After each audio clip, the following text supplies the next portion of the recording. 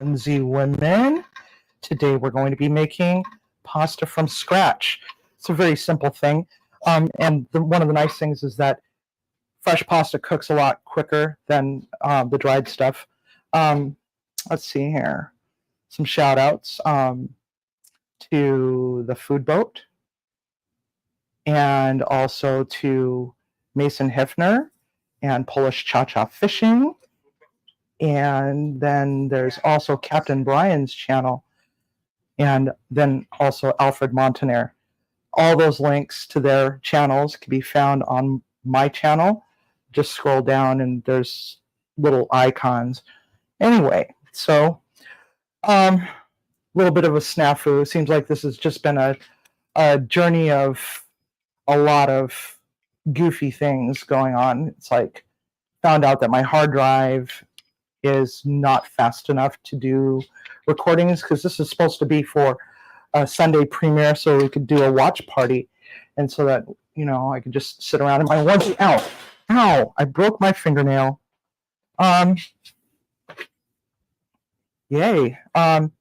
So we were supposed to do it as a Sunday premiere so that I could just sit around in my onesie and eat, DoorDash and sit and chat and watch some murder mystery or something, or some weird documentary in the process. But unfortunately that isn't the case. So surprise, here I am.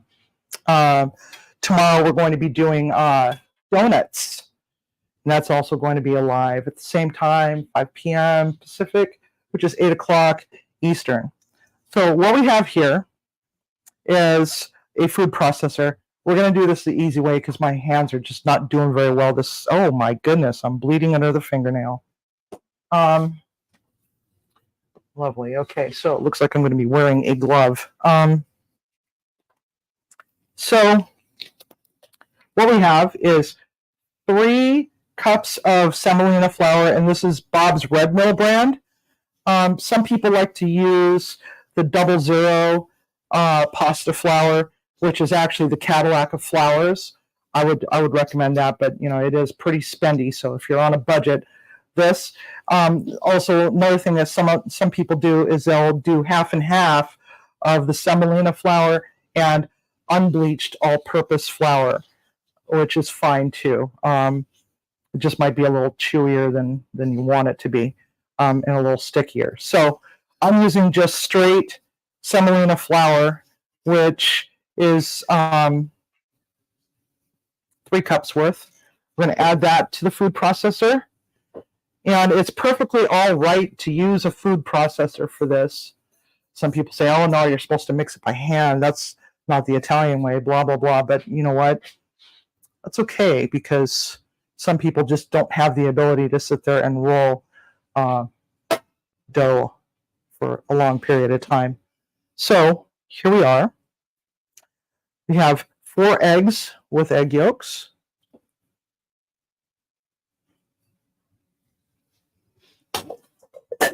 4 tablespoons of cold water. 4 tablespoons of olive oil. Now, one of the things that happens frequently is, do I put salt in my pasta or do I not put salt in my pasta? And whether or not I should also salt the water. So we're going to put about a tablespoon of kosher salt. The red box, the crystal salt's the best. This Morton stuff is just really, really, really grainy. And now we're going to just put it all together. And food processor, do not do this in a KitchenAid, please. The dough will be too stiff and you're going to end up killing a KitchenAid. I know this from experience. That's how I killed my very first KitchenAid stand mixer. Okay, so now it's going to get a little loud here for a moment. We're going to put it on the dough setting.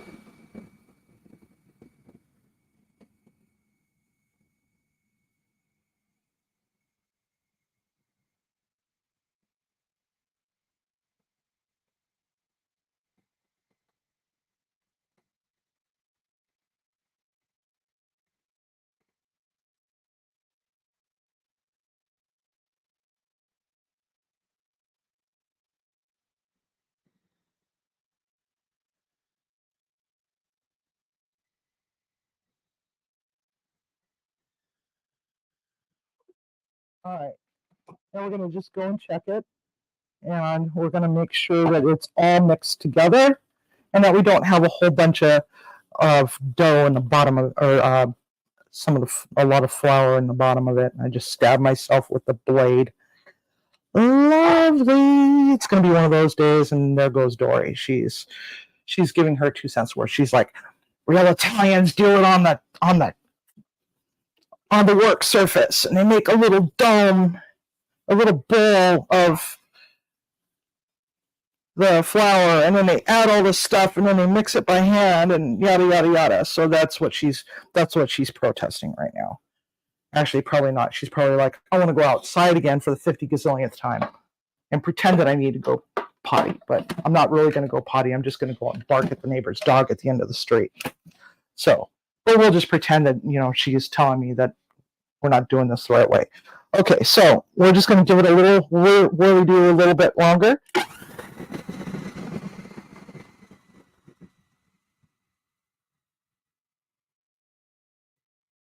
And it's starting to make a little bit of a ball as it's going around the surface. That's about the time that we know that we've done it.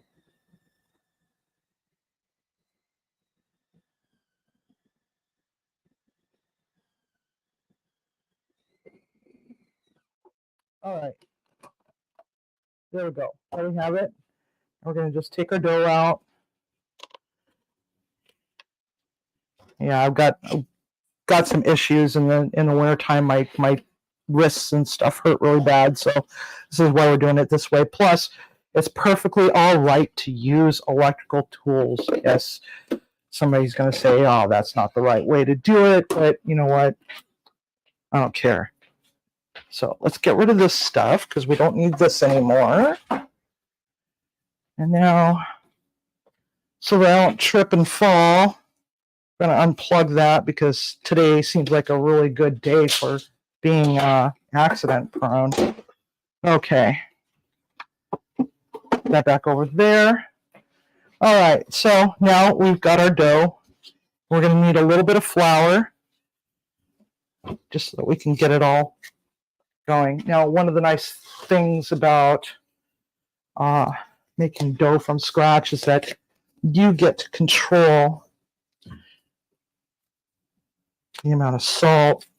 It takes less time to cook, and it's kind of a lesson in love. You love your family, you love your friends. You want to give them something that's memorable. So this would be a perfect Valentine's Day dinner for two. If you're into just doing like an easy pasta and with a nice easy sauce, you could also put a little steak with it and just put a little side dish of clam sauce. But if you don't like clams, or if you're allergic to clams, you could do something else. You could do shrimps. You could do just fish, smoked salmon, even. Or if you're a vegetarian, you could just do onions and a variety of mushrooms and other vegetables. The way you would do that is instead of using the clam nectar, you're going to use like vegetable stock instead. Okay, so there we have this. Now this has to rest for about 20 minutes. So in the process, we are going to wrap that tightly so that it can relax.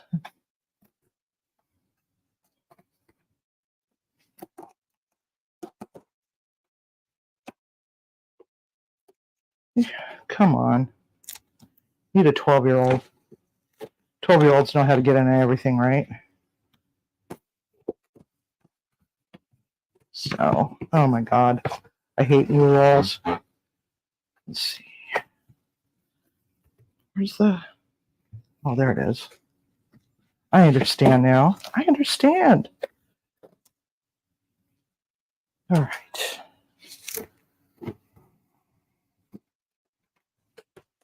Whee! Cling wrap.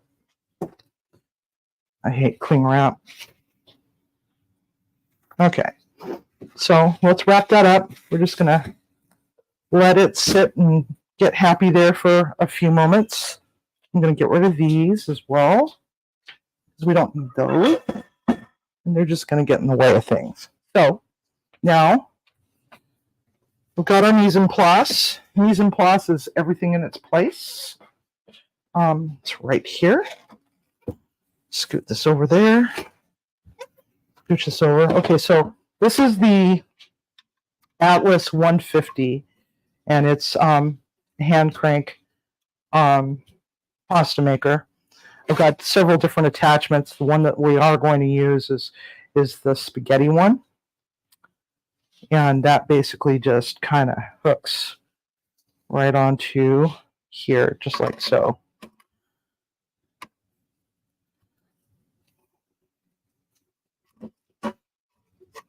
But we're not going to actually be using that part just yet.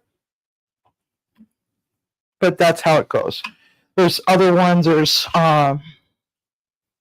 a ravioli one, and there's linguine, there's fettuccine, and if you just want to do sheets and cut it yourself, you can also do that. What I really love to make is tortellini from scratch.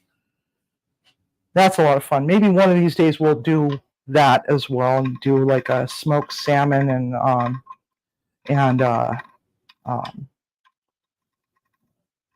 spinach or something. I think that would be nice. So let's see who's in the chat room. We got Tiger, Timmy, Captain Brian, Greg. Hi guys, so nice to see you all. And our mods are here. Tiger, Captain Brian, and Timmy.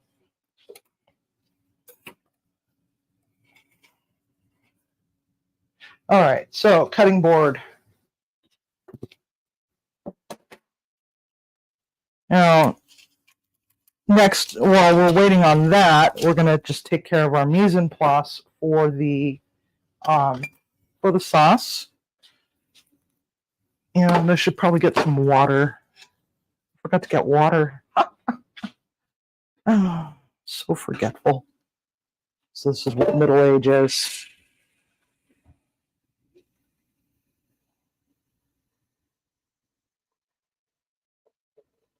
We got the world's slowest water here.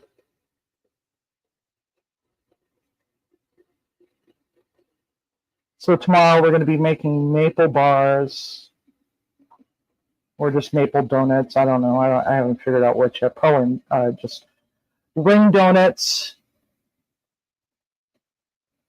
with maple.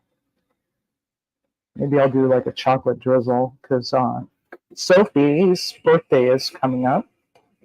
Her birthday's on Thursday, but I had made other plans for Thursday, so we're going to do it on Wednesday instead.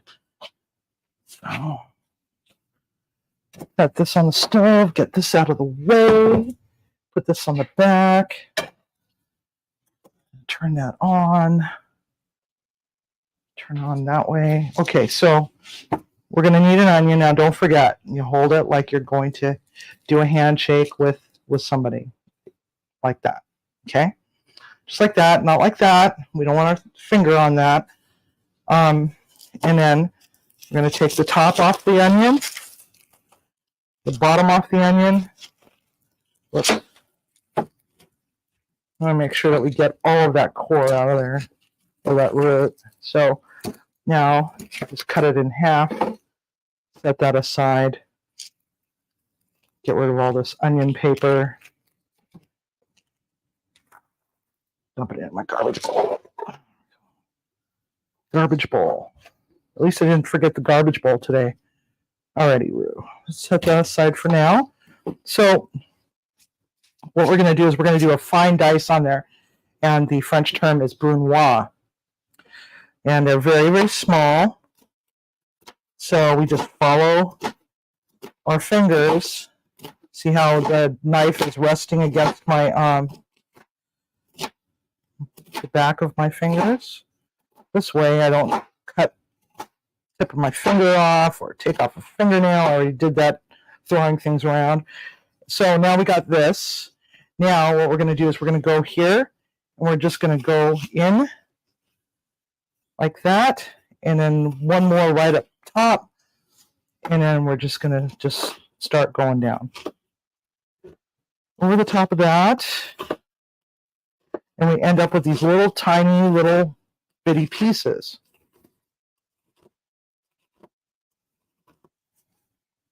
Just like so. Then we end up with pieces that are just not quite there.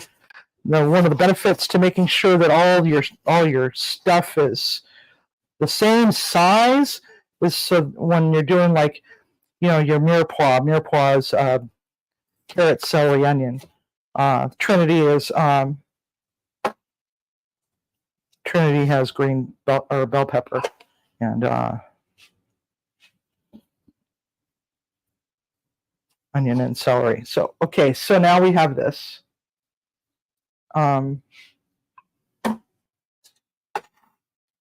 Just like that.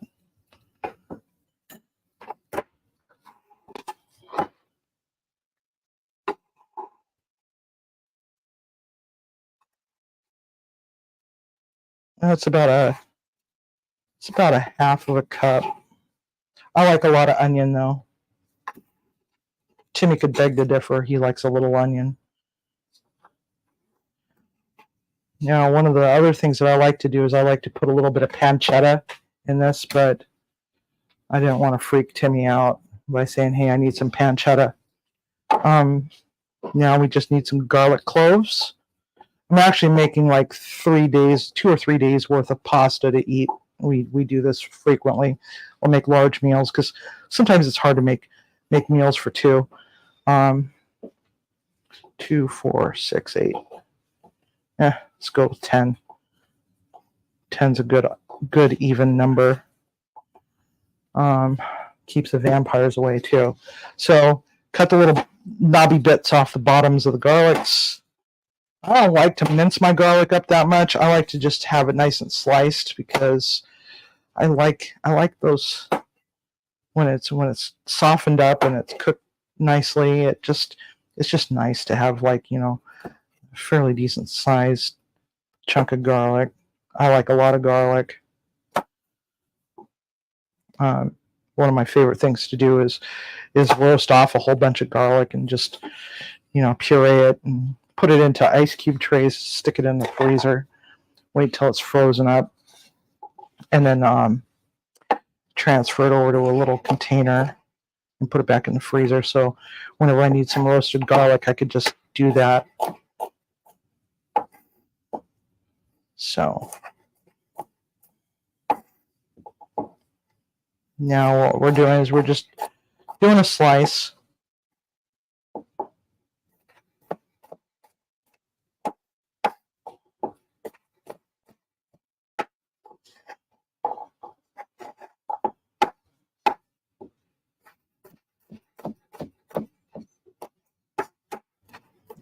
And let's see here. And then Fish Friday is going to be fish and chips. We're even going to make tartar sauce from scratch. I'm going to show you how to do that. All the way down to making the mayo base from scratch as well. So that will also require the use of a food processor. You don't have to. You can mix it by hand, but then you're going to be cussing about, oh my God, my arm is dying. But hey, it's a workout, right? Okay, so now we got our garlic.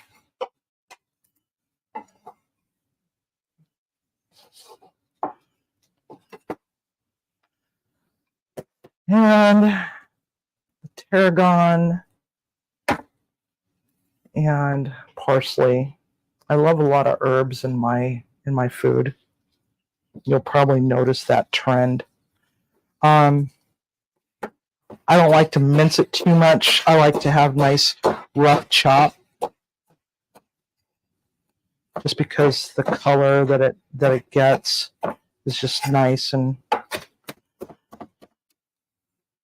it just looks more rustic looking instead of more refined. Okay, so there's that. Probably took too much tarragon. Tarragon's a little strong. If you don't like a licorice flavor, you probably want to just skip that. If you don't like parsley either, this is flat leaf parsley or Italian parsley. You don't have to do that either. You could use something else. So we're just gonna pluck it. Make sure we get all the stems off there. So I've seen a lot of people use hacks, so-called hacks, where you stick the bottom of the stem through a colander and you just pull it straight out, and they all come together nicely. One of the problems with that is it bruises the leaves. So now we got some tarragon. Whoops, too much of that.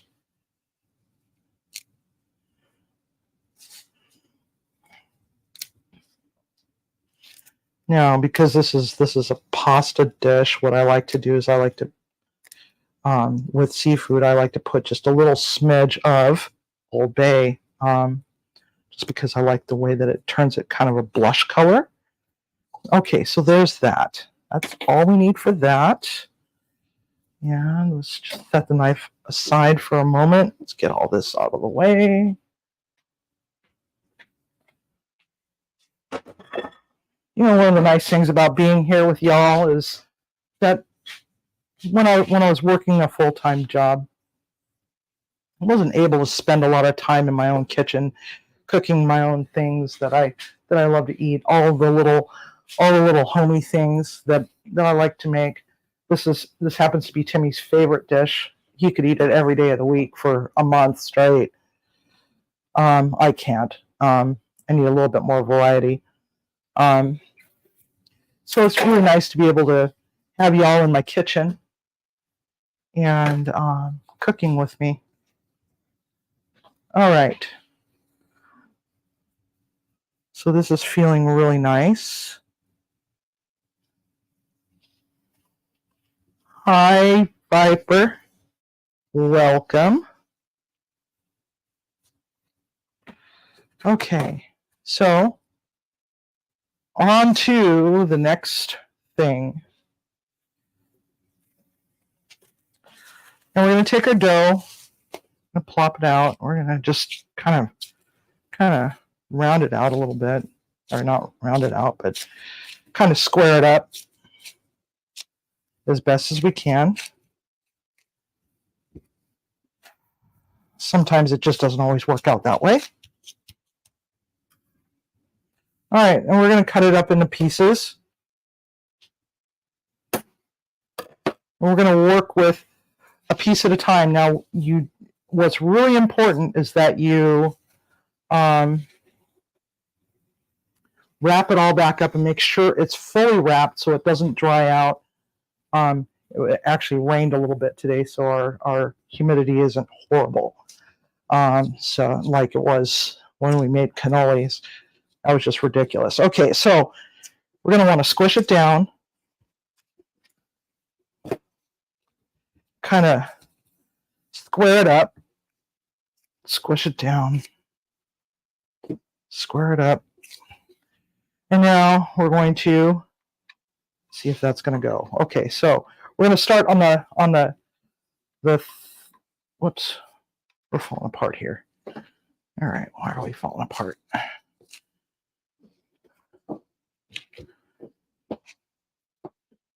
Okay, let's try this again. Probably just a little too thick. There's my rolly pin. Rolly pin. Crap. I don't remember where I put it. Oh well, we'll just figure it out.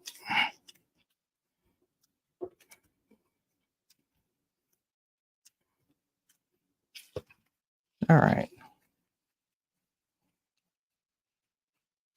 Let's give it a try now. Now, if you have a KitchenAid with a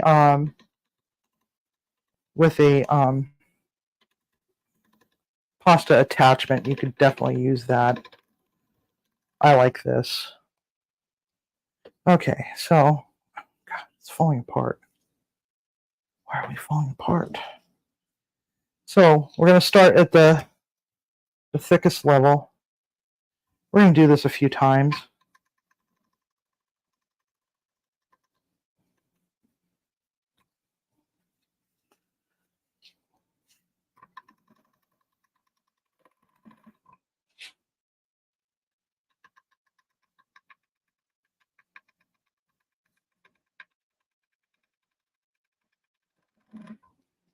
And the reason why we do this a few times is so that we can make sure that it's nice. So now we're going to switch it to the next, which is a 1. We're probably going to want to take this to a 5.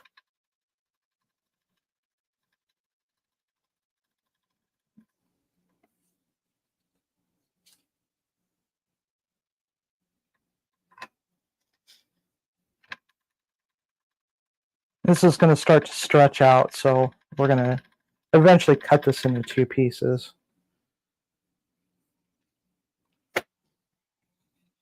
Or else I'm going to be standing out in the parking lot in the driveway trying to feed this.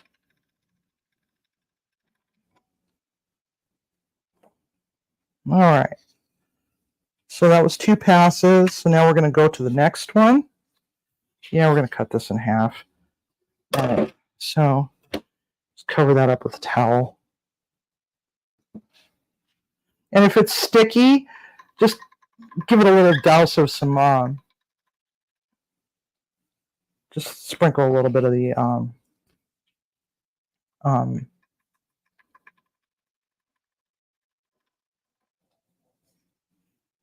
flour on it so that it doesn't stick. This one's actually doing quite well, except for that it's kind of retarded. All right, let's try this again.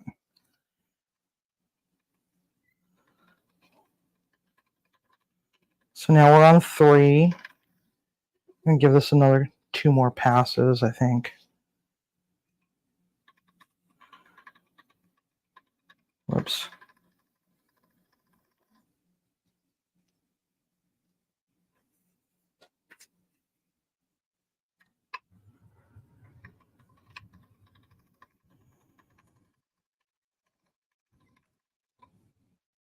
Okay, there we go. That's number 3. Yeah, let's go one more.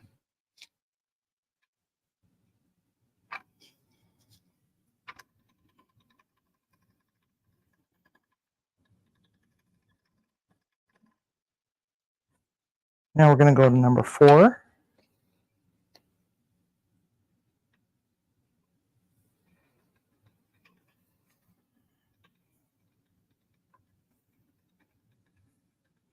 Now, one of the things about this machine is you never want to put it through the dishwasher. You don't want to get it wet.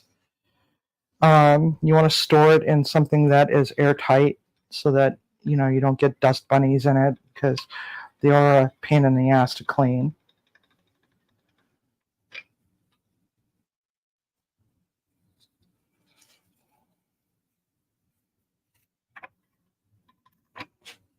Let's see how nice and long it's starting to get. I know, this is like watching paint dry. But at least we're watching paint dry together, right? Take one for the team.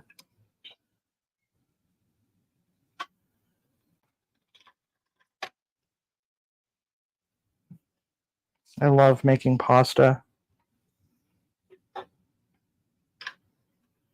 Now, what you could do is, when you get this all nice and rolled out, you can then lay it out, and with a cutter, you can just go in and stamp your little rounds and make some tortellinis. They're a lot of fun. Okay, so we're going to do this a little bit at a time here. So we're going to switch over to this. So I'm going to stick the handle over here. Now, just take this, and we're going to, oh, crikey. What is wrong with me today? It's gracious. Must be pregnant. Oh. Oh. All right. So now we're going to see how it does. There we go. That's one right there. Oh, Dory, stop it. Okay. We're going to dust it a little bit.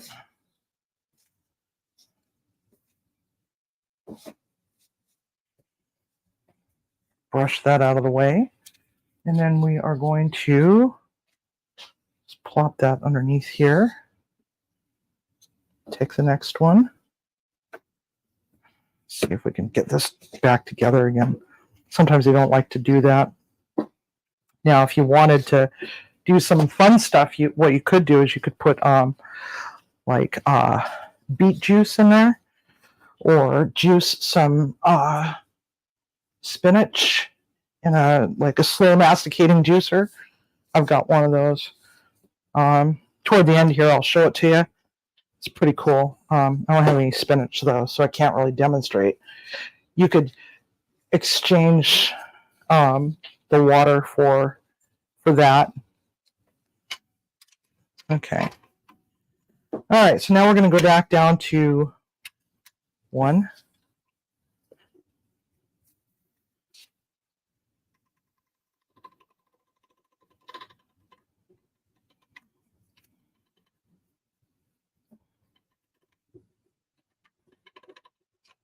Jesus criminy.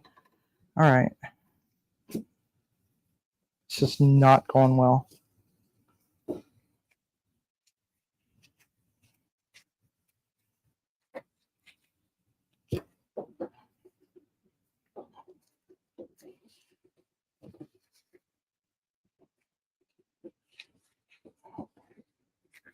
Just going to give it a little bit of a knead.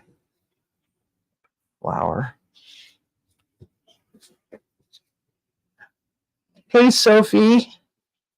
How you doing, sweetheart?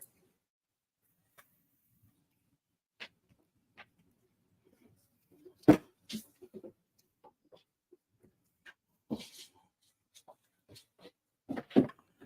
go to a 2, see how this goes.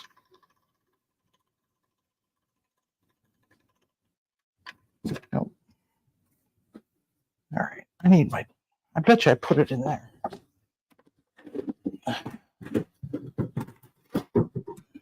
If you don't have a, I can use that one. If you don't have a pasta maker and no means to do so, you can always roll it by hand.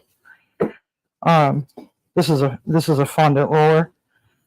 I just figured this is going to be a lot easier to deal with than having to drag out the big French rolling pin. So again, try to square it up.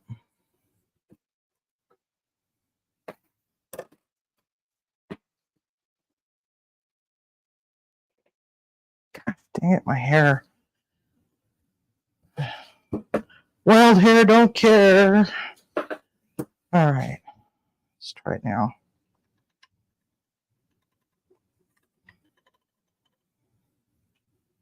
Oh yeah, so much better. Okay.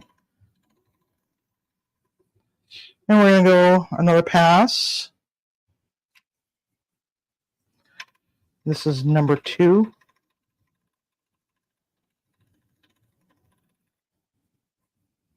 We're going to go a third one.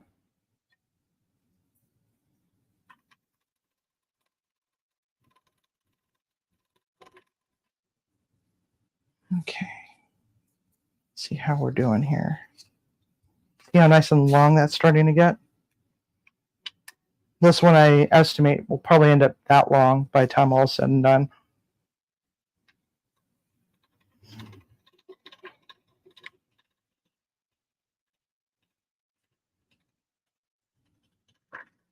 All right, that's one pass. Oh, I got a little bit of parsley in this one. That's another thing. You can also put some of your minced herbs in here, into actual dough itself. And sometimes that doesn't always work. How's our pot back there doing? It's simmering nicely. And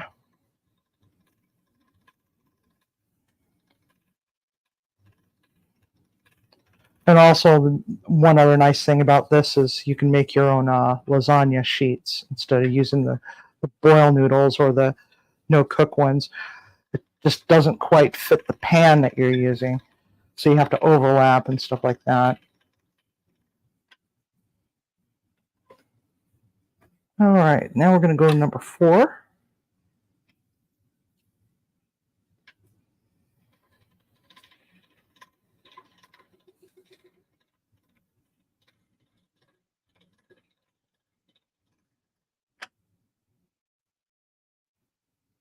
There we go.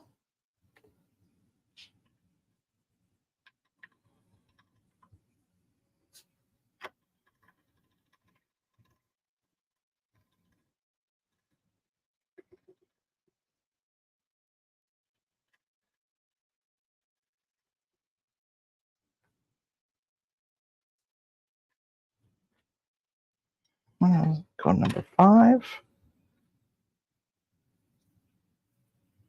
Oopsie. Come on, get in there. I don't know why I keep doing that. I keep going backwards. Okay, let's try this again. Go.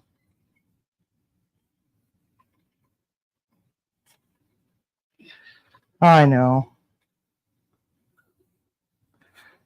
Same reason why I can't cut cakes. Everything looks crooked to me. All right, there we go. All right. Alrighty, so now let's go over here. I'm going to cut this in half. Alrighty, let's go.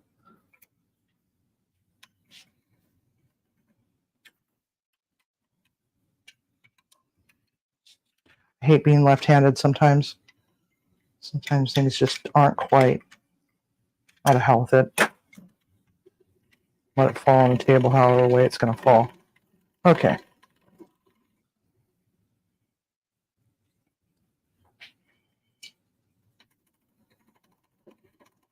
That one got torn a little bit. All right, now bring it over here. You guys having fun?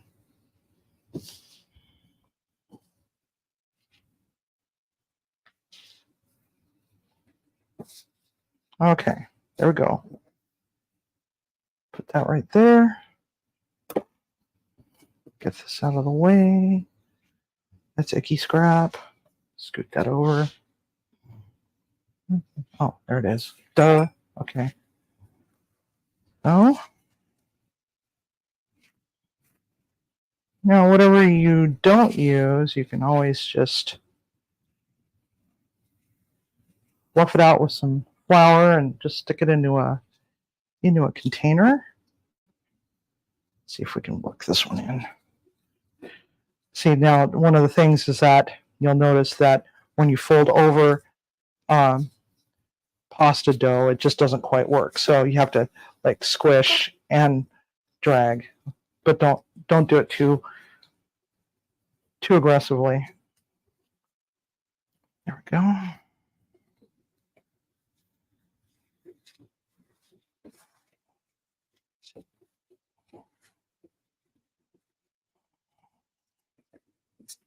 All right. Back over here. Go to 1.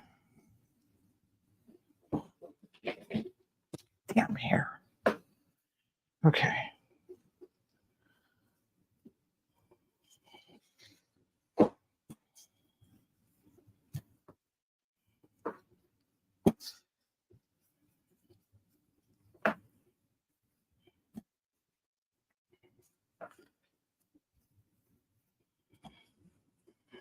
So does everybody like clams?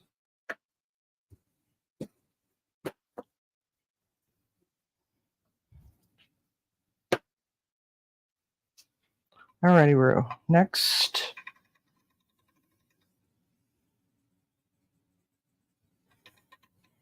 What? Can't pronounce it right to my cell with my French.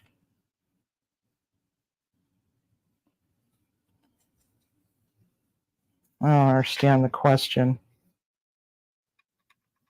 Can somebody help me understand that question?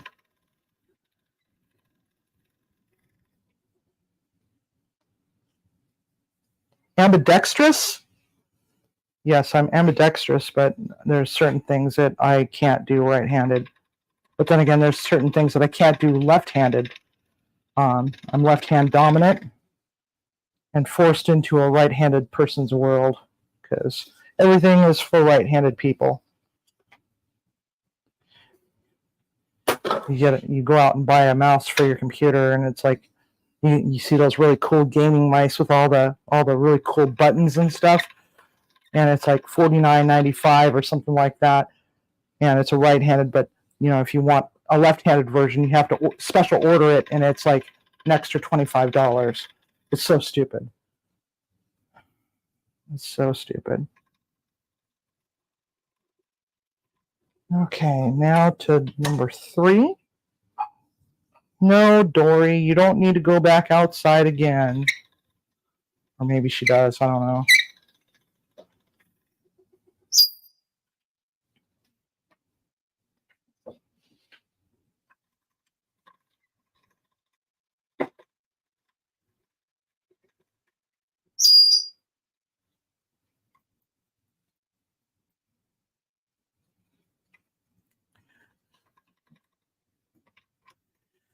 Yeah, it's been a while since I've made this dish for Timmy. He kind of burned me out. When I first made it for him, he was just so happy with it. Living in Tacoma at the time, and we were starting to get serious in our relationship, and I invited him over for a candlelit dinner, and I made it for him, and he loved it so much. And then one time, invited a bunch of friends over, and this is what we had for dinner. It was a Valentine's Day dinner party, and I had about 40 people here. And I made this, and also made some rotisserie chickens because there were some people that just don't eat seafood, and that was really nice. Also made a dairy-free creme brulee, which was a real hit.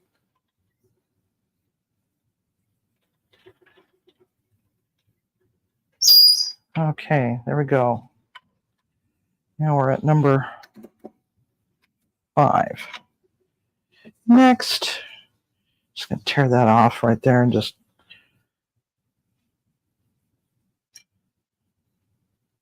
sounds like my water is boiling. I'm starting to. And just turn around real quick and put some salt in there. Now, they say, the water should taste like the sea, blah, blah, blah.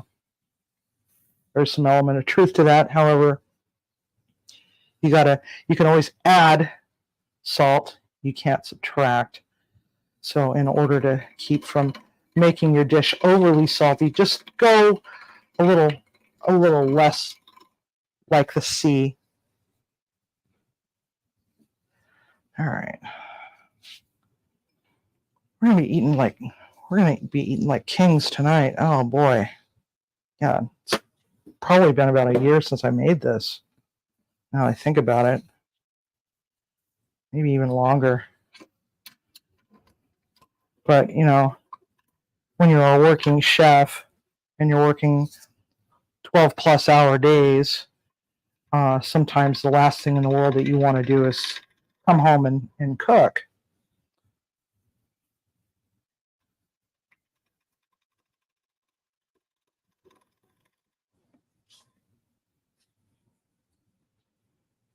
Yeah, let's go one more time. So again, start at the lowest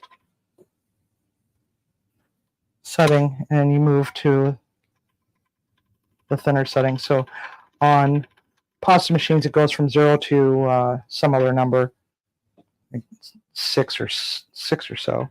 But 6 is a little thin.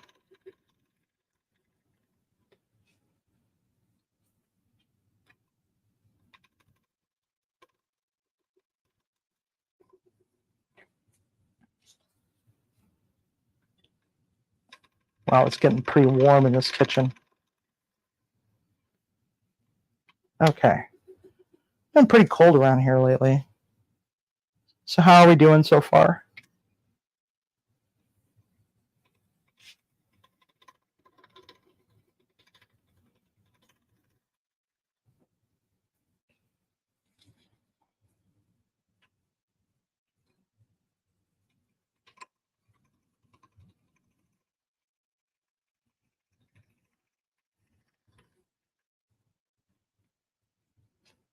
I know, it's like watching paint dry.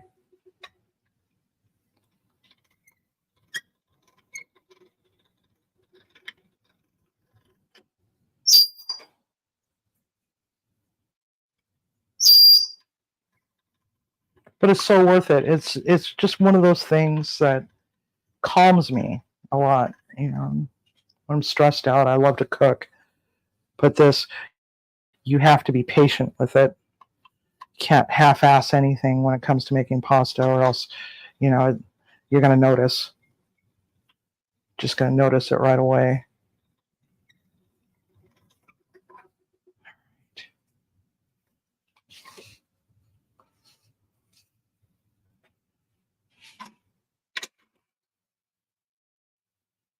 Alrighty, Roo, let's go. Let's go pasta dough.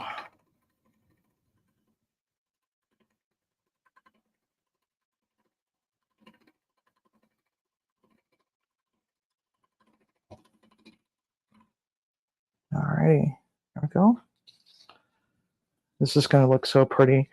What I like to do is I like to lay it all out on a nice platter and serve it family style.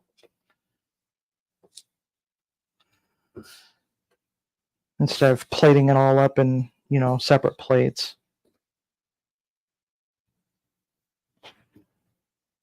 All right, so that's what we have so far. So we're gonna just go tossy, tossy, tossy, tossy, tossy, tossy.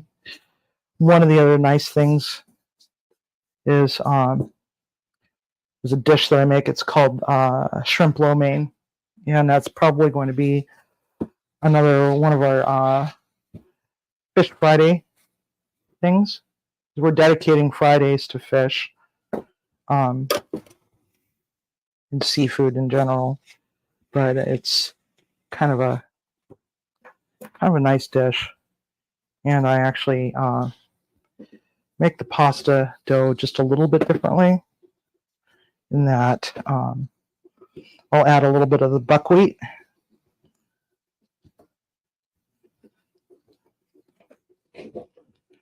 But you have to hydrate it with boiling water, or else it just, you know, doesn't work out very well. And then, so it's like 1 part semolina, 1 part 1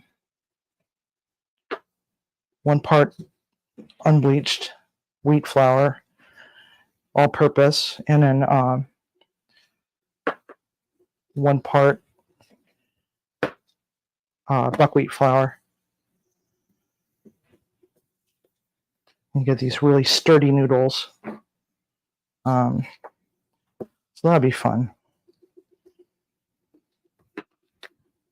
I'll have to show you that one. And the sauce that goes with it is hoisin sauce. Polish Cha-Cha and I were talking about that earlier today, just briefly. About he posted up a picture of a poached fish dish that he made for lunch, and hoisin sauce. And I asked him, "Did you make the hoisin sauce from scratch?" And he's like, "Of course not." I said, "Would you like to learn?" And he's like, "Yes." So it's a lot like a teriyaki sauce of sorts, except for that it's got a few different ingredients. Come on, get in there. There we go. Oh, I'm holding it all cattywampus, that's why. Cattywampus is a word. And I shit the bed on this one.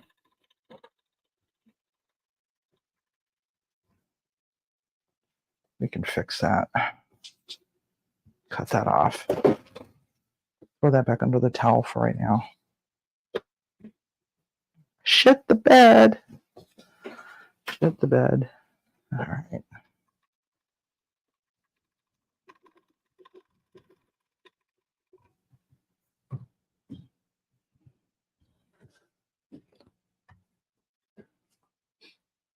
This one is the Marketo Atlas 150 Wellness, and I will post the link up. This one was the deluxe model. It's got a whole bunch of other attachments that you don't necessarily get if you just buy the basic machine. So I will find the link for you, onesie women. I'm sure I have it on my in my order history.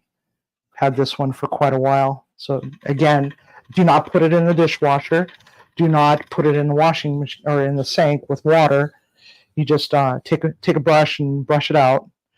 What I like to do is get a microfiber cloth that's clean and not wet, and just run it through there a few times, just to get any kind of bits out of there.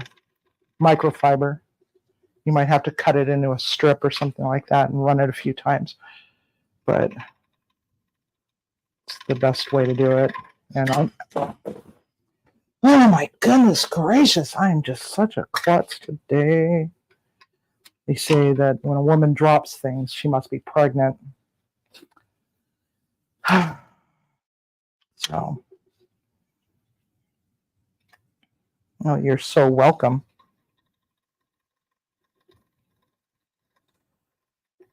And another thing that I like to do with this is I like to make my own little Asian dumplings, which is basically just ground pork and scallions, ginger, garlic, little bit of 5-spice. That's just the basic one. There's another one that's like $400, and it's got the stand, the drying rack, and extra pieces to it. Timmy's looking for it.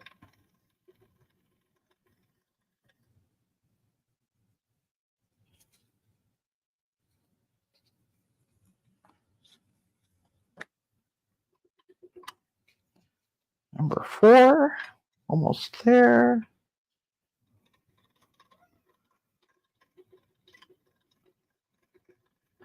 Yeah, I know they're not completely square and they're kind of jaggy, but it's okay. It doesn't have to be perfect. No. If I were making this at the restaurant, I'd be doing it perfectly, but this is just for home. Don't want you guys to freak out if this happens, so it's better to demonstrate, yes, chefs make mistakes.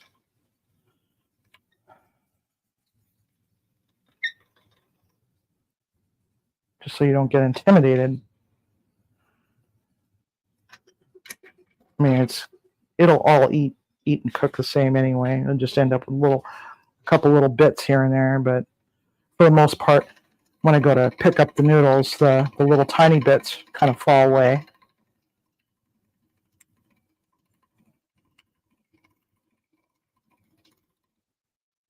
There we go.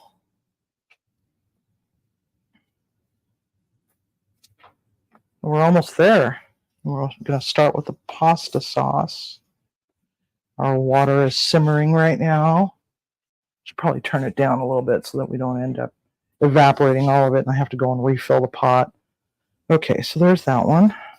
Let's grab this piece. And again,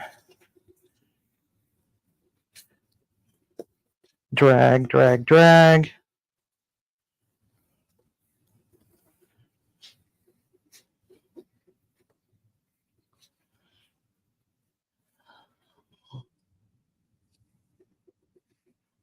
Pizza. Hey, pizza's good. It's got a little bit of everything. It's got the vegetables, it's got the meat, it's got the dairy, it's got the grain. Yeah, and if you add pineapple to it, you'd have fruit. So, I know.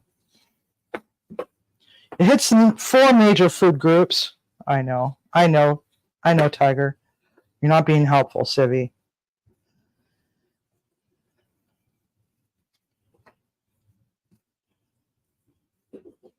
All right. Get this squared off. All right.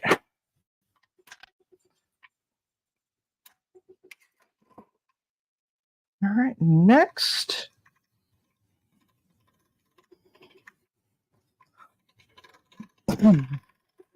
Now, the sauce is a star. And the reason why it's a budget-friendly one is because clams right now are at a real major premium. So we're actually using canned clams, which is fine because Timmy likes it that way. I was working at restaurants and doing this dish. They were fresh clams, fresh local.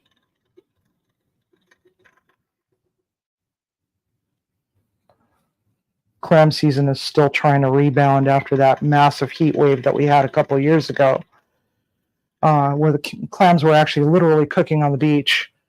They were just cooking themselves away because 112 degrees. I mean, that's unheard of around here.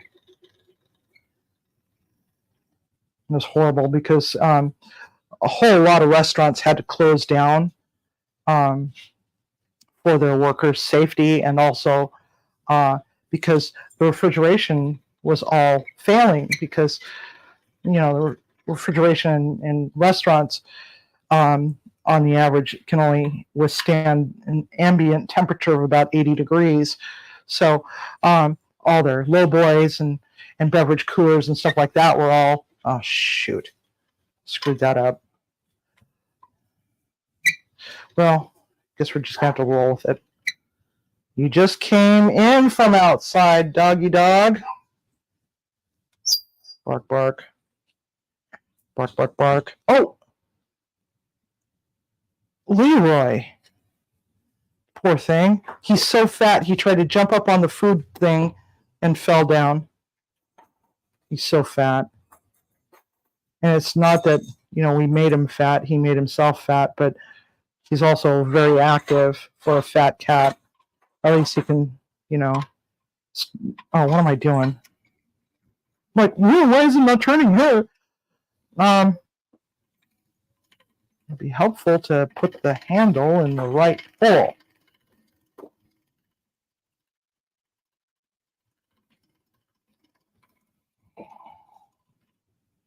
All right, there we go.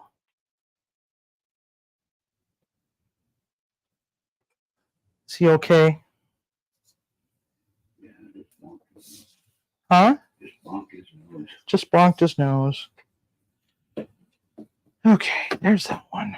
Just toss that under there. Yeah, he's not, but we love him. We love him. He's a great cat. He's so mild-mannered. Leroy's actually our dog's cat. She has her own cat. He likes people, but he likes people on his own terms.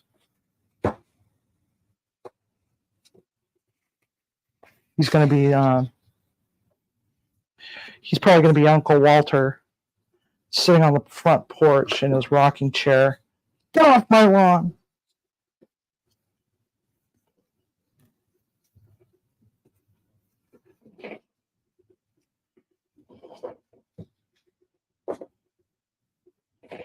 Okay.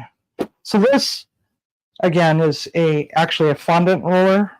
I took it out of my pastry kit because I just don't want to deal with, because I really don't have a lot of space for anything right now. Maybe I will get a bigger island. I don't know. I'll probably end up having to get another camera if that's the case.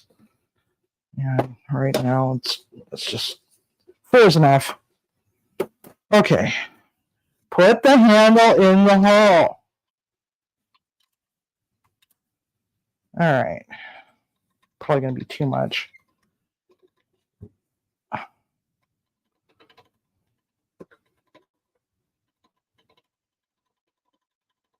always wondered if a person can actually roll their finger up in one of these things. I don't think I want to find that out. No, my dumb luck, it would probably be me that did it.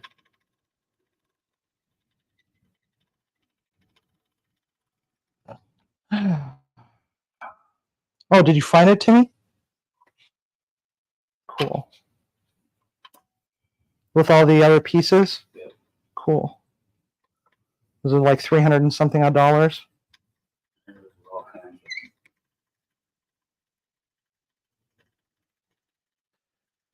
The other thing that you can use this for is for sheeting out your cannolis. I was just too lazy to drag it out the other day. I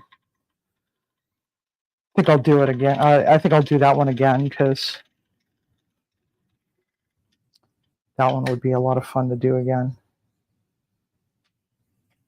Maybe even set up a whole cannoli bar.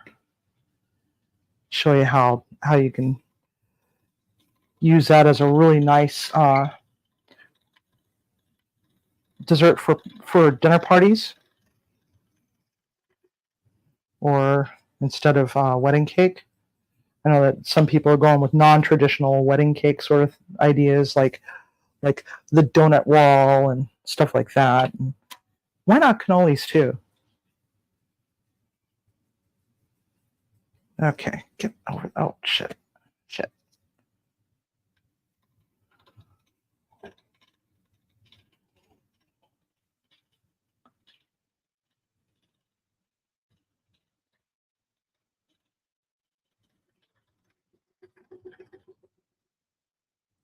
All right, that's number 4. Now we're going to go to 5. No, this one goes all the way to 9. We've never had to go beyond 6.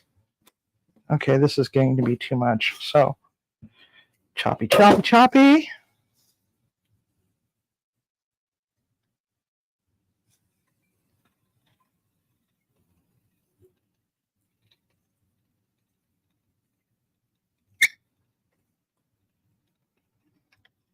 Had cheese what?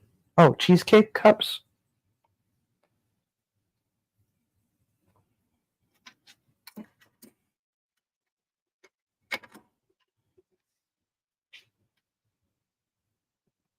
Okay, now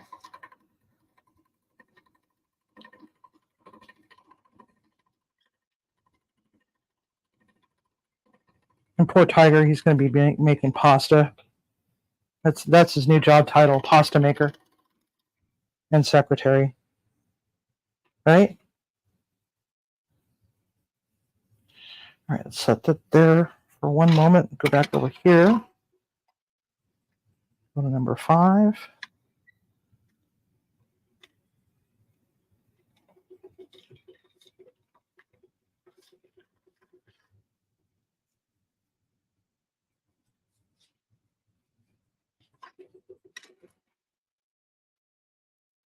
So what's your favorite pasta sauce? Let me know what your favorite one is in the chat.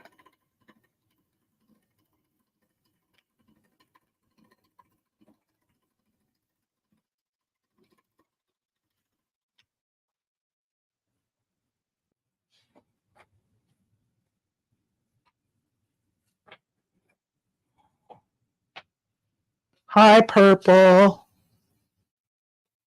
Welcome to my kitchen. We're making pasta. More like I'm making a mess. Dropping things, breaking a fingernail, doing all sorts of things. Getting really excited. It's like all of a sudden I started getting long fingernails again. It's been forever since I had long fingernails. All right, there's that. Now we're going to shove that under there. Oh, we're all done. We are all done with that. So now we're going to go to the next phase of this quackery. let me undo this real quick and get this stuff out of the way.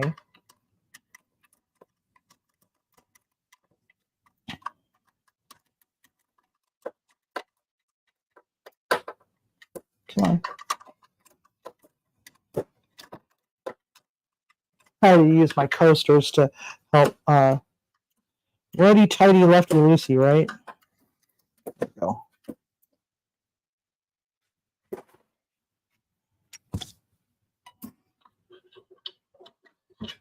Let's just set that aside. Right there.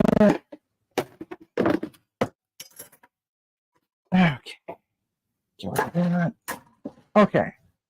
Now we're just gonna get the bowl, get the bench scraper, scrape all these little mealy bits. These are all the little mealy bits from the jaggy edges.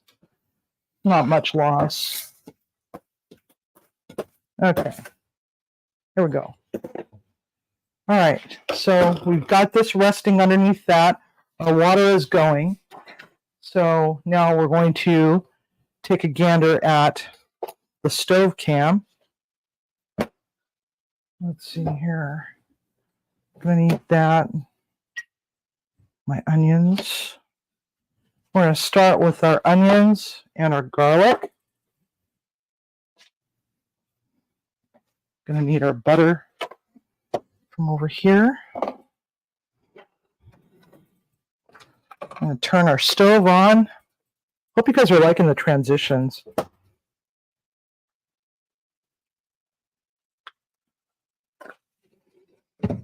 Oil.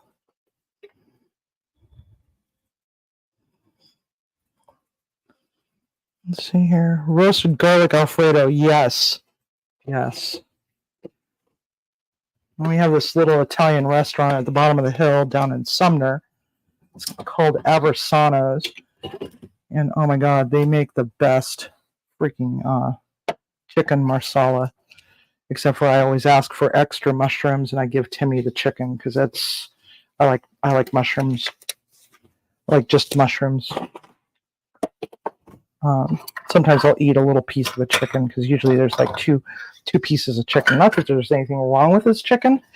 It's just I like mushroom marsala. Okay, so we don't end up setting off the smoke detector. I'm gonna turn the fan on. Now I'm gonna turn it down just a little low at first. So, what do you think? White wine, sherry, or cognac? Which one should we use?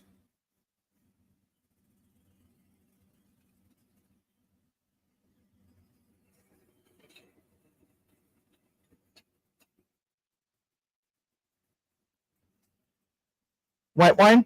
Okay. This one's a Pinot Grigio.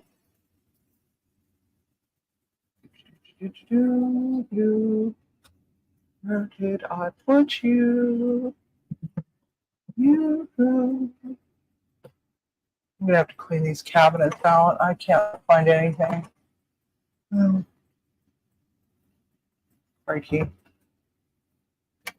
Uh-oh. Is that it? Nope. Black pepper. Everything keeps getting moved around. Might be over here. Nope. Okay, so, oh, maybe I might be out. I don't know. So I guess we're not going to be doing that. All right, so let's take a look at our oil. Our oil is moving pretty well. So we're going to drop our onions first. We don't want to drop the garlic first or drop the garlic with the onions because we don't want that. We don't want the garlic to burn. So there's one. Uno.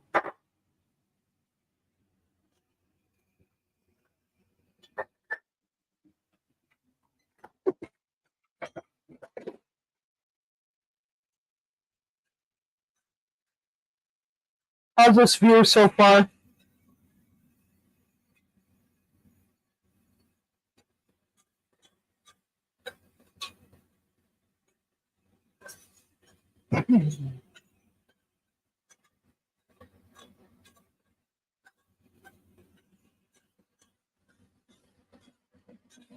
Okay, cool. What I was really concerned about is whether or not we were going to end up with a steamed up camera lens, but it looks like it's doing okay.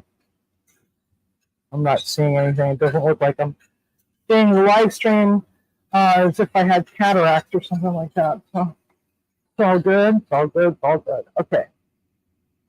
Let's get happy.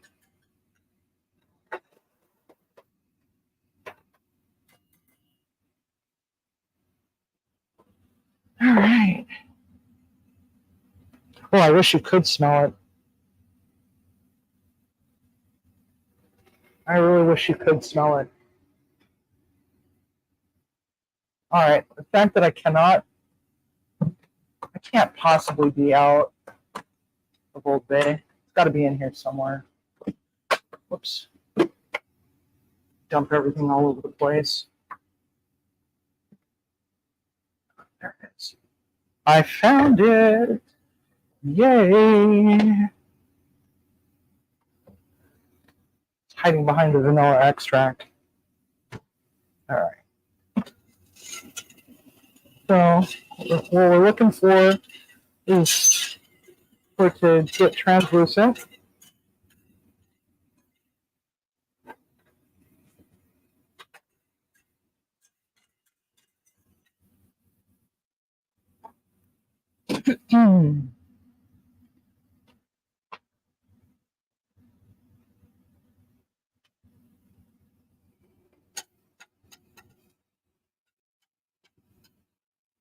All right.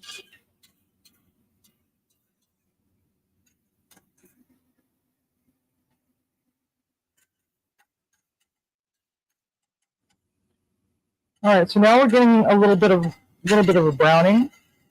I don't know if you can see the browning there. It's starting to get a little on the golden side. So now we're going to dump the garlic in there next. There's that.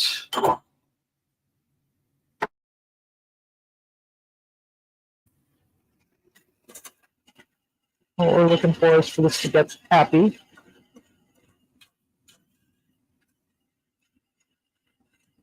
And don't take your eyes off the garlic. There's nothing says screw you more than the scent of burnt garlic. Sorry about that. If my throat's getting a little dry. Okay.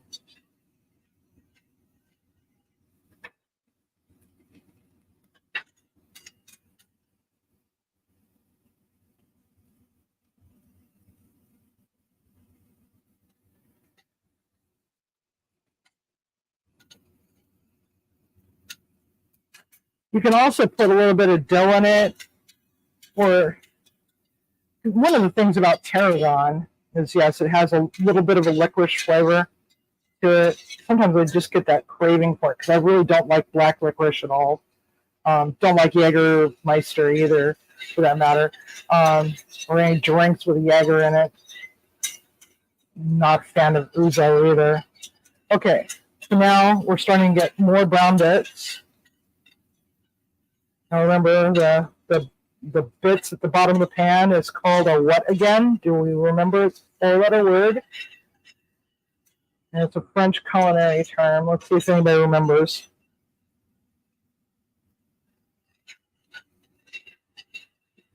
Anybody? No. No, Tiger.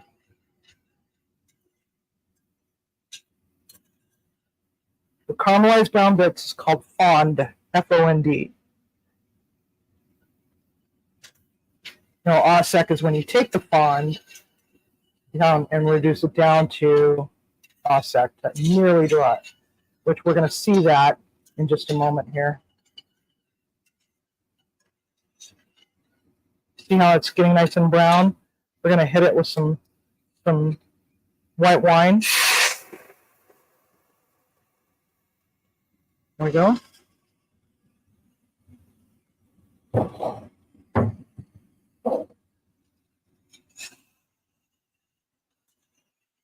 And we're reduce it down to au sec. Au sec is nearly dry. So there, that's almost there.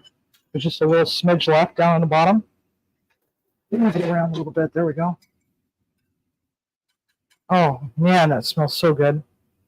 All right, now what we're going to do is we're going to take 4 ounces of butter.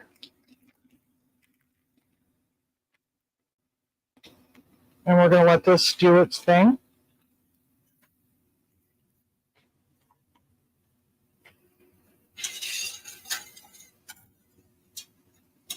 Timmy's over there salivating. The look on his face is like a 4-year-old at Christmas, waiting at the top of the stairs, looking down at the Christmas tree, and like parents aren't quite awake yet, and he's like just chomping at the bit to go in there and just jump on the bed and say, "Mommy, Daddy, Santa's been here." Kind of cute. All right. So now we're going to let that melt. Man, I did a number on my finger. That sucks. Hope I don't lose a nail. Okay, so now what we're going to do is we're going to add some flour to this. And we're going to make a roux. And you want to make sure that your flour is rendered, cooked down, and has relaxed.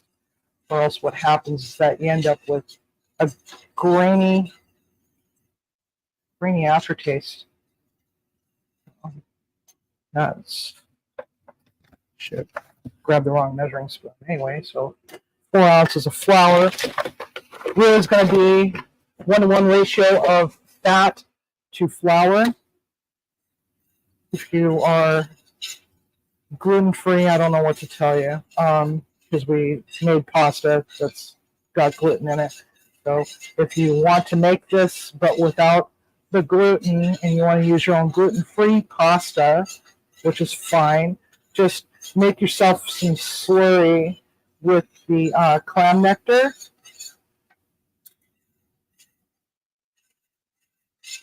And with cornstarch or arrowroot or potato starch, whichever you want. Or you can just reduce the heavy cream and just go from there. Up to you. 6 in one, half dozen in the other. Everybody has their own, every gluten-free person has their own little tips and tricks. Okay, so now this is starting to relax. We're seeing that get nice and pretty.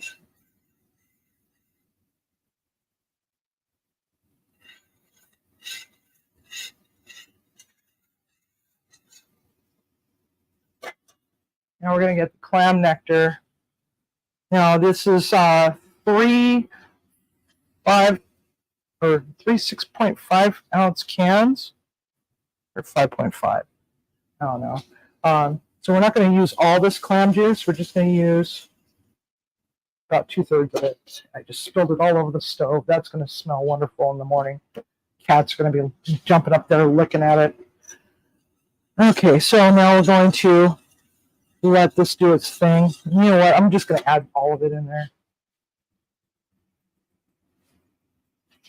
There we go. Now, I like to add just a little smidge of lemon juice, but you don't do it when you put the cream in, or else what happens is it's going to curdle. So like a half of a teaspoon of lemon juice, or you could just serve lemon wedges on the side and let people drizzle it on their own. You want to let that simmer and do its thing. But see how nice and pretty that is? This is actually going to be a lot of sauce. And the reason why is because we plan on eating this for a few days. We have no problem eating the same thing for several days in a row.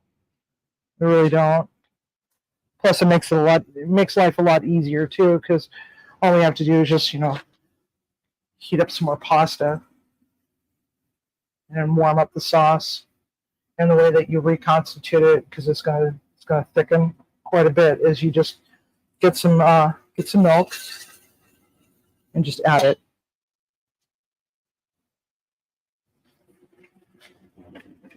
All right. Heavy cream. This is 1 quart.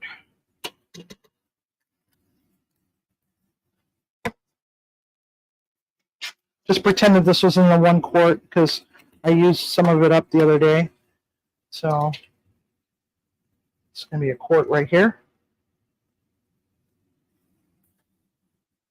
Now you don't want your clams to have that texture of rubber bands. So we actually add those last. So now we're going to let this stir. It'll start to thicken as it starts to warm up.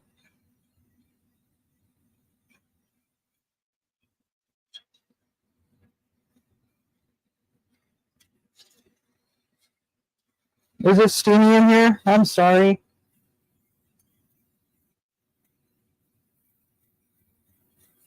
Maybe if we get a fan to blow this direction.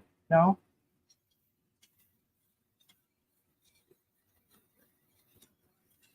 Or maybe the dining room ceiling fan?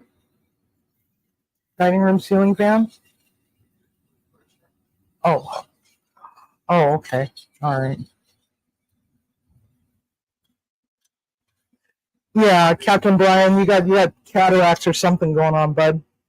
Just kidding. Okay. So what was that? Exactly what I wanted. Oh, okay. Cool.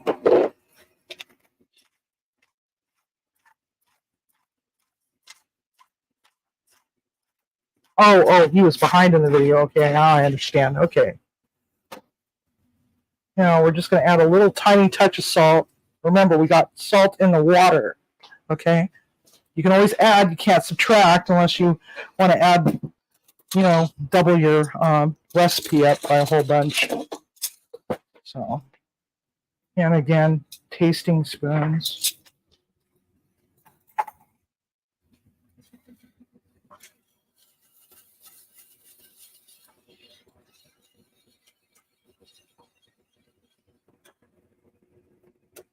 Now, the reason why I like a little Old Bay is because I just like that little slight bit of kick to it.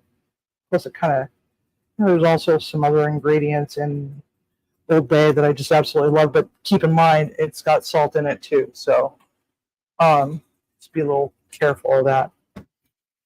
And I don't like to put my herbs in while this is simmering. I like to add them toward the end so they don't turn as green as my green apple enameled cast iron pot that's right behind this pot, which we can't get a good view of because of where we have to place the camera. So, just going to let it do its thing. All right. Electric stoves are so annoying sometimes.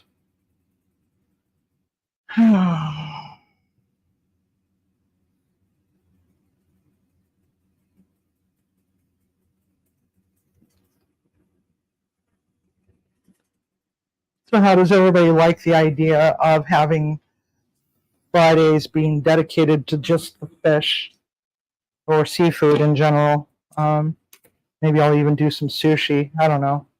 We'll see how that goes. Timmy's not really a raw fish sort of person, but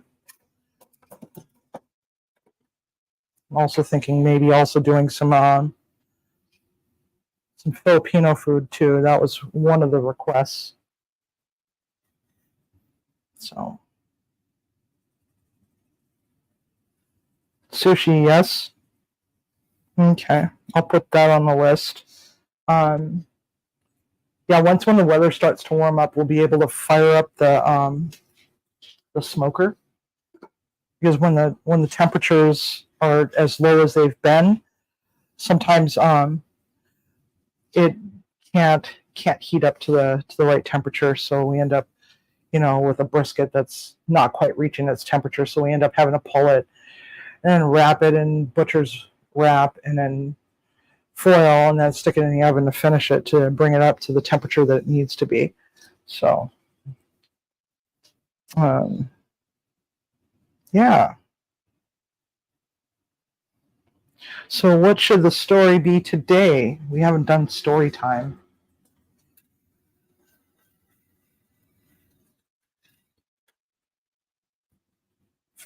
Go back over to the stove.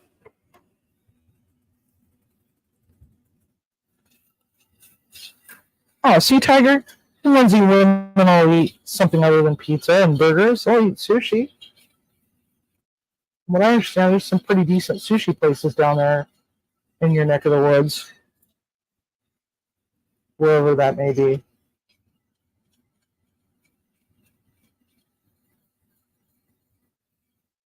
Okay, so we're starting to thicken.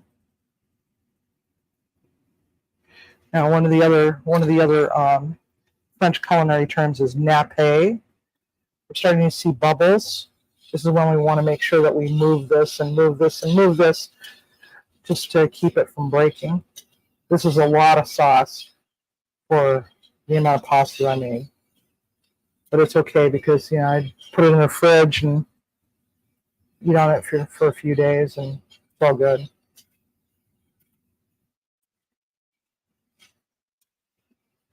If I wanted to, I could take some diced up cooked potato, throw it in there and make it into a makeshift clam chowder. Okay, so what we're looking at is the spoon. So we draw our finger through it, and if it starts to dribble down into that line that we swiped, we're not quite there yet.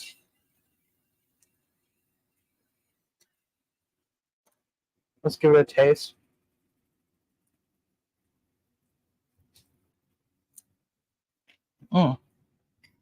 Yummy.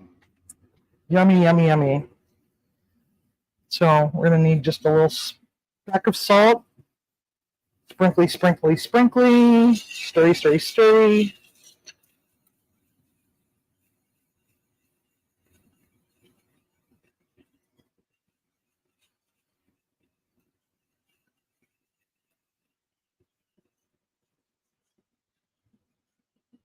They are really expensive.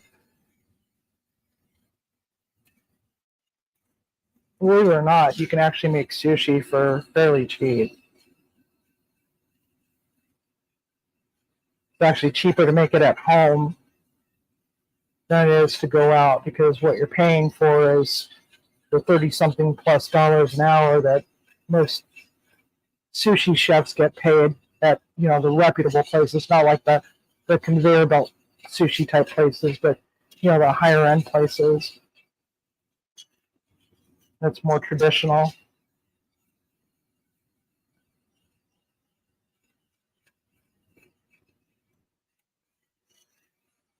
But the problem with it is finding what's known as flash pasteurized sashimi grade fish. Not all fishmongers are going to have that in stock. Now, one of the things you could do is you could add a little bit of Parmesan to it. Now, keep in mind, Parmesan is a little on the salty side, or if you like Romano, you can do that instead. And check it out, see how it's going, and that's pretty darn good. Give a taste. Okay, so I like to put just a little smidge of Parmesan in mine, just a smidge.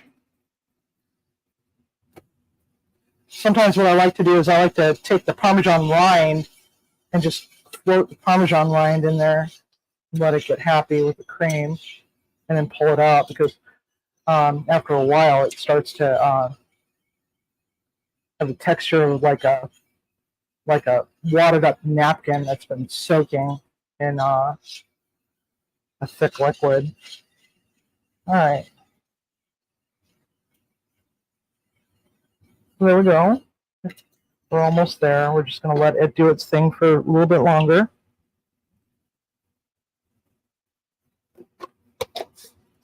Because we really do want that Parmesan to break down. I do need to find something real quick. I saw it the other day and forgot to leave it out. Probably got shoved all the way to the bottom of the junk drawer. And one of the things about pasta, when you're making pasta that's fresh, is that you don't necessarily want to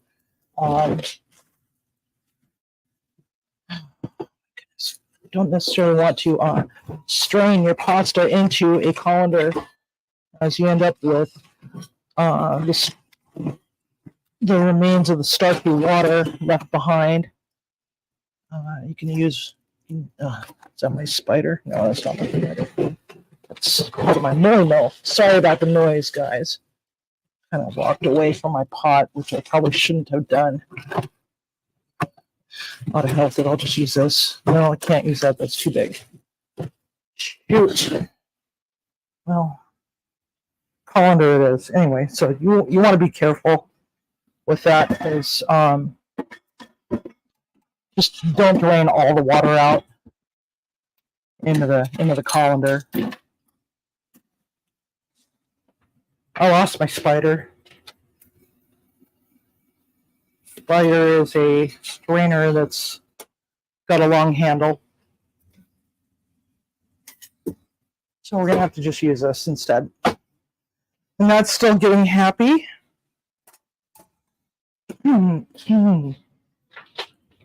Let's see here.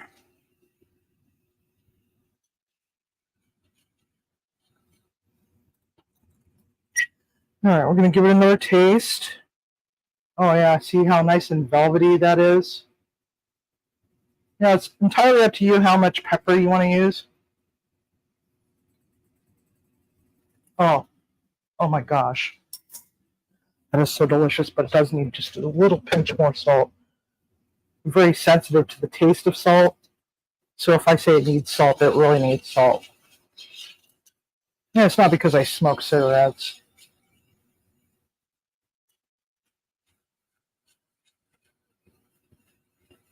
Everybody always says, oh, no, it needs more salt, more salt, more salt.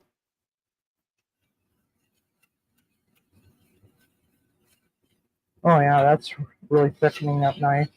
We don't want it too sloppy, or else it just makes a mess. It's hard to eat. So we're just going to let that do its thing for a few more minutes. Oh, crikey, I forgot about the bread. We're having garlic bread. I told Timmy, just grab one of the garlic breads that's in the grocery store,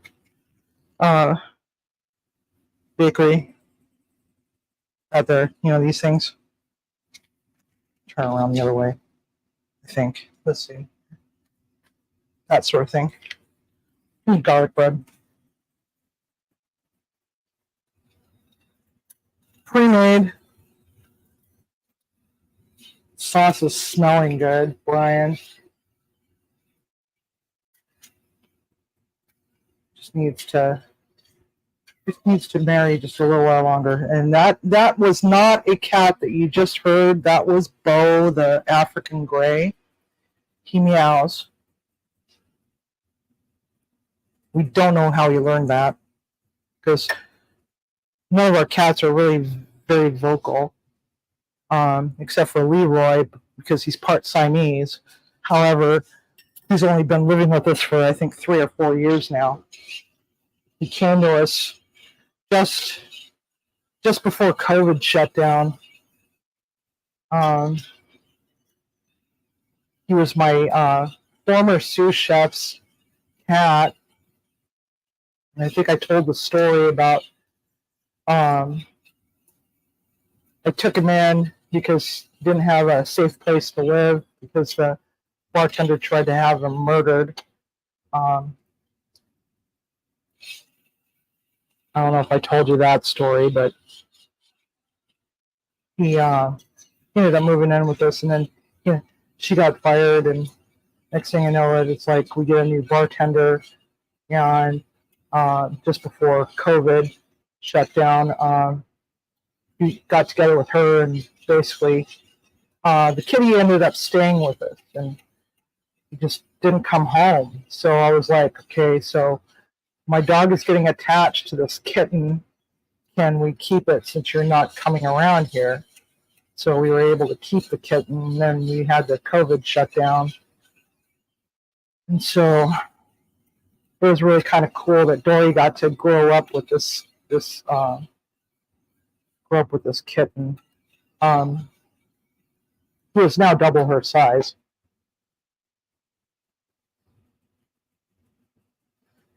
But they're like total besties.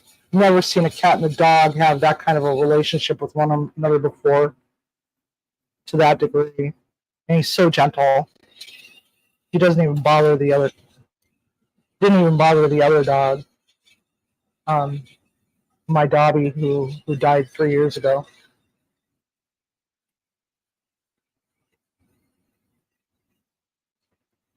But Dory's pretty much Timmy's dog. She's a daddy's girl.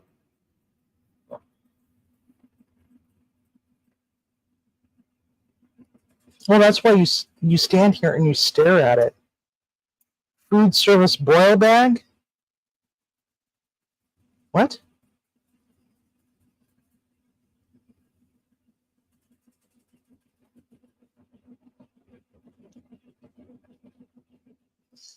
Oh, I don't know, Tiger. I don't know.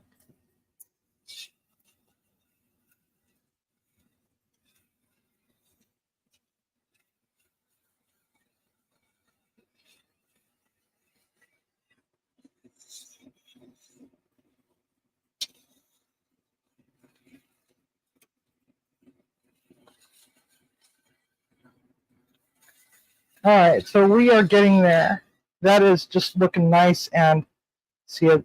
I don't know if you could see it dribbling. Oops. But we don't want it to. We don't want it to overcook because we don't want it to break, or else it just doesn't taste right. Okay, so now I'm going to just set that aside for a moment. We're going to add the herbs, and now they're going to just simmer gently. See how nice and pretty that is? Oh my goodness, it smells so good. But you know, there's another flavor. There's a secondary flavor to tarragon, not just licorice. Can't quite describe it. Almost has a sweetness to it, but I just can't describe it.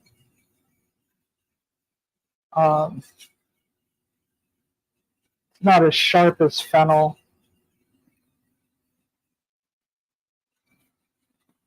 Because one of the other things I do is sometimes I'll put the fennel tops, into my sauce.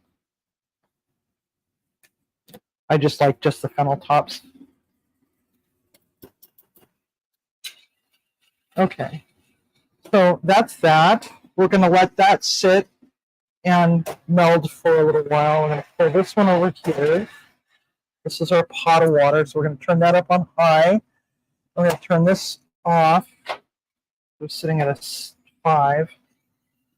And I'm just going to let it cradle halfway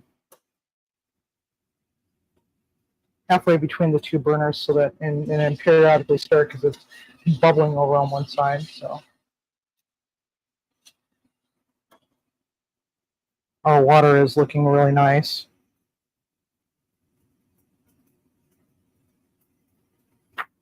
Now, this whole thing with, put some olive oil in your pasta water. It'll keep it from sticking. Don't do that. What happens is then the sauce cannot attach itself to the pasta. So now we're going to take our pasta.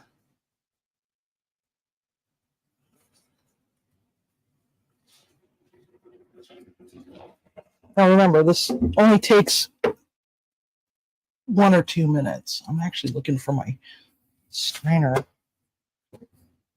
I got one somewhere. I had one anyway. Oh, that'll work. All right.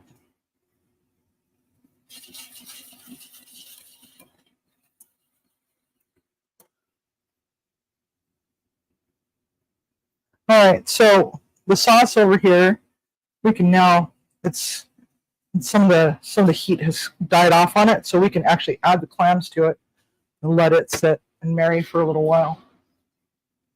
Just give it a stirry stir. You can add more clams if you want, or not.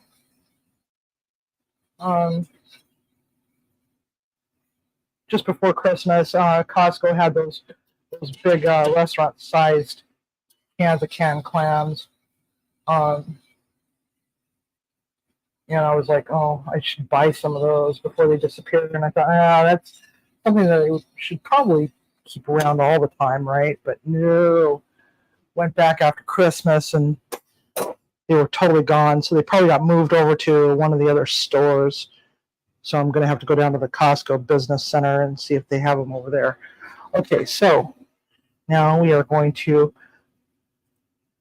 gently tease the pasta right into the water so that we don't end up with big clumps.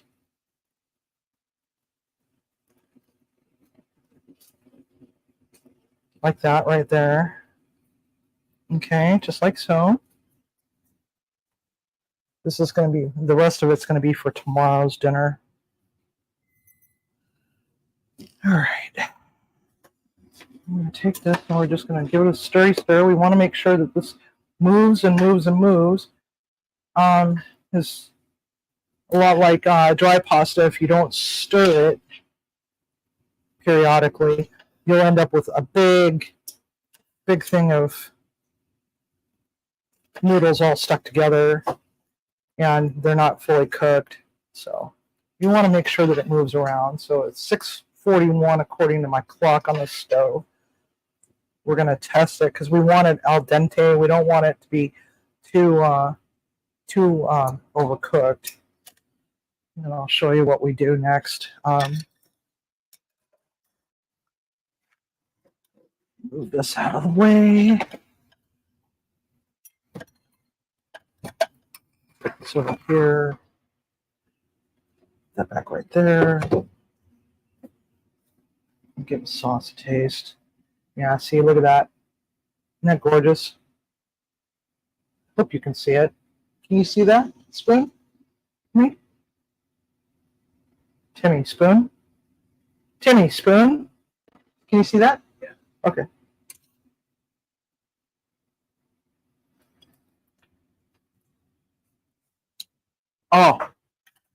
Oh, goodness gracious. Timmy's going to be so happy with this. All right. So what I like to do is I like to get a bowl.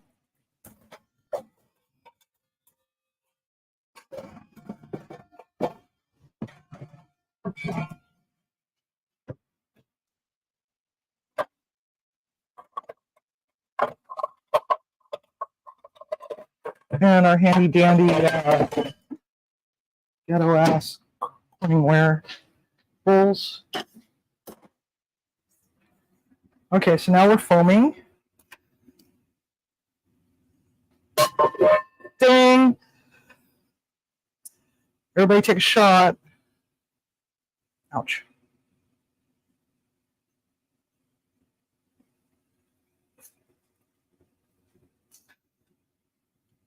There we have it.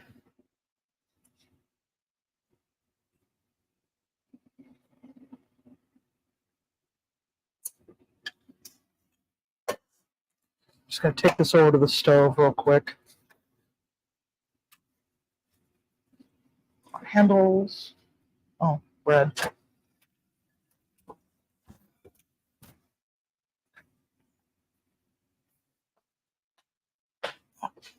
Can't have pasta without some bread.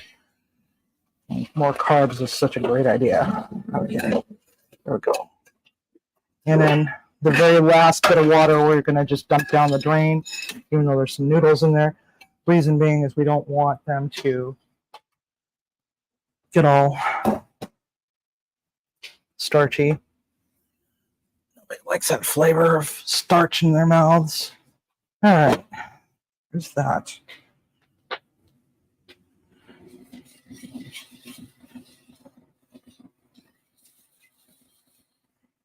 All right, I'm going to pop back over here. How are we doing?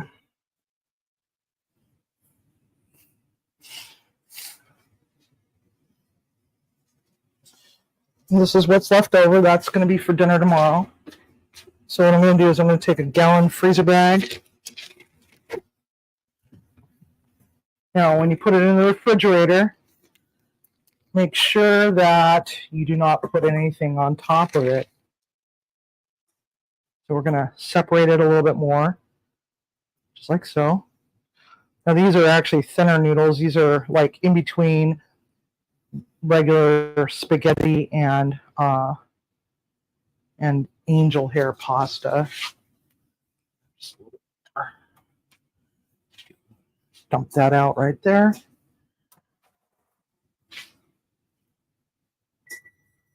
Ding, ding, ding, ding.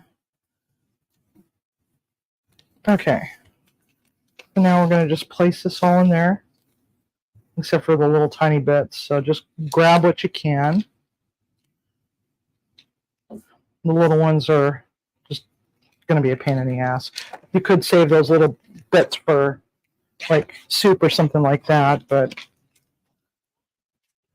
so always put it separate from everything else so you don't squish it to death. Now, let's see here. There is my bench scraper and my garbage bowl. Scrapey, scrapey, scrapey. Go. That over here. Already got the cheese for extra cheese. And now we're going to take this and some tongs. Probably just get rid of this.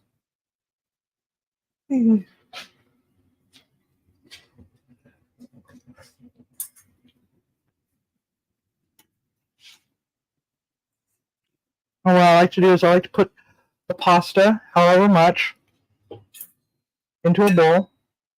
Is that enough for you? Yeah. And then we're going to get a spoon, and we're going to spoon over the sauce. Usually right about that much. I mean, we can just add more sauce. So now we just kind of,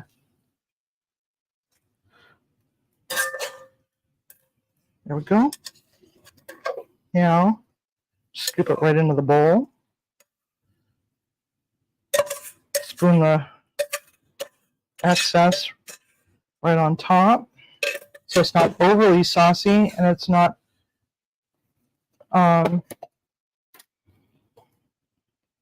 too dry. Throw a little parm on there. And then go for the next bit.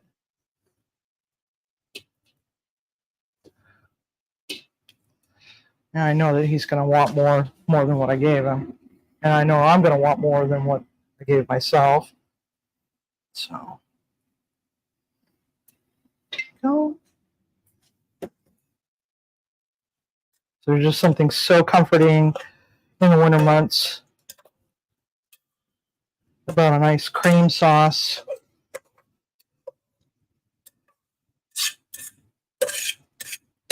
And fresh pasta. So there we have it right there. Scoot that out of the way. Bring those over here.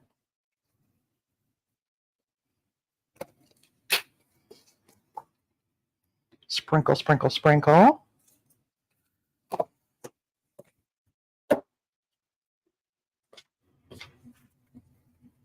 Bread will be ready in just a few minutes. So I'll get the cutting board ready. All right. So that's that. How are we doing? You doing okay still? All right, Sophie, you have a good night, unless you've already left.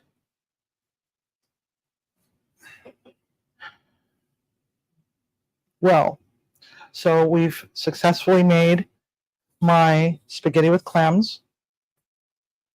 And so now we're going to enjoy that. I wish you all could be here to give it a try. And so yeah, Munchie Mafia, it is that time. Love you long time. Thank you so much for stopping into my kitchen. And you have a wonderful night. I'll see you all tomorrow. Don't forget donuts. Bye, Munchie Mafia.